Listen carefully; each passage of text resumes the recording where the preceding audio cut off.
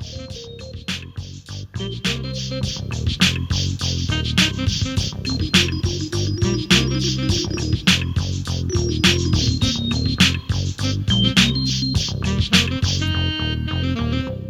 want to thank everyone for tuning in to the 25th Hour radio show here on Monster Radio AM 1150 and 98.5 FM WGGH. I am your host, Rob Fairless, and on the phone with me today is a founding member of the world's most dangerous group, NWA. I'm talking to the one and only DJ Yella. Yella, thanks for taking a few minutes out of your Saturday to join me on the show. How you doing? I'm doing good, man. Yella, I know you're here to promote your new book, Straight Outta Compton, My Untold Story. And we're going to get to that real quick. But it's tradition on the show. We talk a little bit about the history of each guest. Let's go back before you hit it big, so to speak, before you became a part of any musical group. Two parts, man, to this first question. What inspired you to set out to learn your craft in the first place? And at what point did the light bulb above the head moment occur when you realized, hey, this music thing might actually take me somewhere? So I've never had dreams of doing music or none of that stuff. I did it when I was about maybe 8 years old, 9 years old. My brother got married, and, he had me play the music at the reception. Back then it was 8-track tapes, but I had queued them all up, to the hits of the tape, and I just learned right there, how to play music right there. But it was no dream or nothing. I never even thought about it. And then when we finally realized music may do something, is we was well into the NWA days. Now, as far as music is concerned, did you ever have to make a decision to where you had to put like all your eggs in one basket? And what I mean by that is, did you ever have to put off like a regular 9-to-5 job to focus solely on mastering your DJ skills? And if so, did you have to experience a period of financial hardship because of it, like so many other successful artists? No, because I didn't really work that many jobs in my whole life, but it was just, once we started doing music, that's just what we did. We didn't have a job because at first we was in the wrecking crew before the NWA days, and that's what we did. We DJ'd on the club nights, Fridays, Saturdays, sometimes Sundays, and we did music during the week. So none of us had a regular job. So we didn't have to stop working and just sacrifice all this. We just did it as we went along. And, that's how we learned to love it. And it came natural for us. Kind of easy, just like DJing. It was kind of natural for us, easy. Now, were the people closest to you, your friends, your family, all supportive of your musical goals? Did you ever have people telling you that you would never get anywhere in life as a DJ? No, never. I didn't really talk about the music stuff around my friends I grew up with. It was like another world. My friends here in the neighborhood, but then music was just totally different. I didn't sit around and really talk about, even when we made it big and all that, I didn't sit around and talk about music with them. But they was always supportive, but we never sat and talked about it. Gotcha. Yella, I might not be privy to this subject and not as knowledgeable as others, but did you ever try to rap yourself, or has the creation of the music always been your only passion? Just music. I never wanted to rap. I couldn't rap. I rapped when I first DJ'd. I really DJ'd. My brother had a party at his house, and I made a little rap, and I did it at one time, and I never rapped again. In the Wrecking Crew days, when we did the slow song, it wasn't rapping, it was more talking. So I never wanted to rap at all. For the sake of time, let's fast forward to your current project, your book, Why You're Here, Straight Outta Compton, My Untold Story. What made you decide to write this book? Why did it need to be written? I never wanted to write a book. I never read a novel or anything like that. And just during the pandemic, God told me to write my testimony. And I just started from the beginning to the end because it went all in chronological order. And it's amazing that I remember all these situations and all these words. I mean, it's 93,000 words in the book. I ain't said 93,000 words in my life, seemed like it.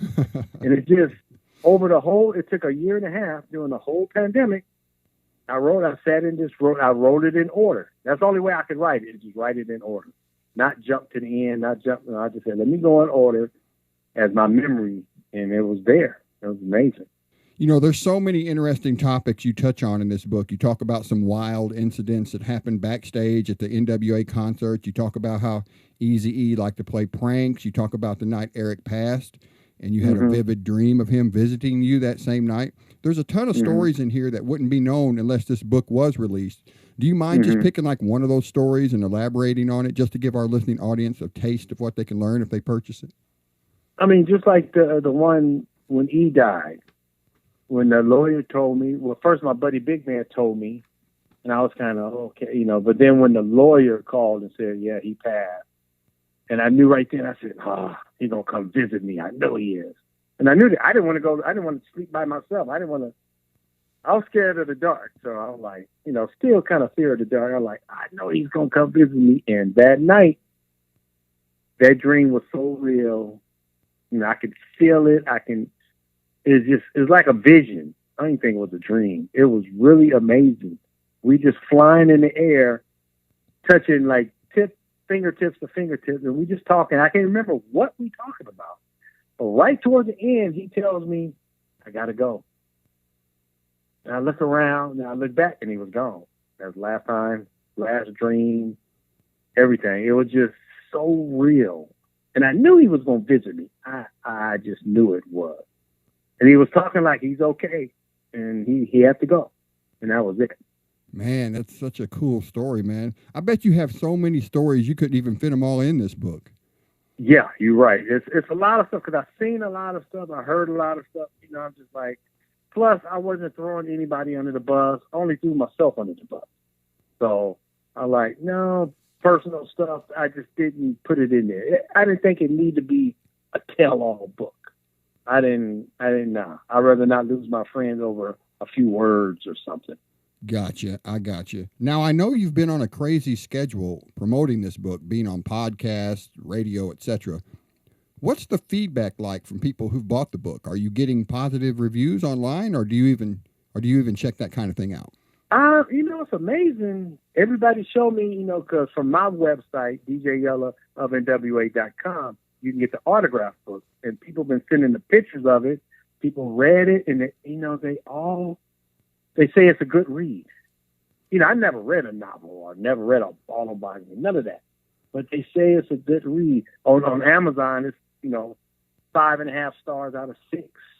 You know, it's just people like the story because the story just starts and they go to the end. And a lot of people can relate to it, different aspects of it. You know, they can relate. These are stories that I never told interviewers, reporters, nothing. I've just been holding all these stories for, I don't know a reason. Now I know the reason. It was for the book. You know, I'm a radio guy, so I don't know much about the process of how books are made available to the public. I'm talking about from the point of when the author pens it to when it finally goes on sale. Is it easier to put out a record, or is it easier to put out a book? You know, that's a good one. I mean, 'cause when we did the music, it was easy for us. We didn't have to try to sit here and think like the Police song or whatever the song, Outta Compton, whatever. We didn't have to. We just did it. And the book was the same way. I just did it. I wasn't like, if it sells 1 copy, okay. If it sells 1 million copies, it's okay. Just like our music. Our music had a word in it. Just like my book, it has a word for somebody somewhere. Because I'm shipping it all around the country. Switzerland, Sweden, UK, Australia, Helsinki, Singapore. I mean, all over the world. It's amazing. And the people are really enjoying it. What about your personal life, man, outside of your business life? How does DJ Yella spend his time relaxing and kind of getting away from it all? You know, I like to sweep up the yard with the leaves. That's my quiet time. I bought me a Honda Monkey. I don't know if you know what that is, a little motorcycle.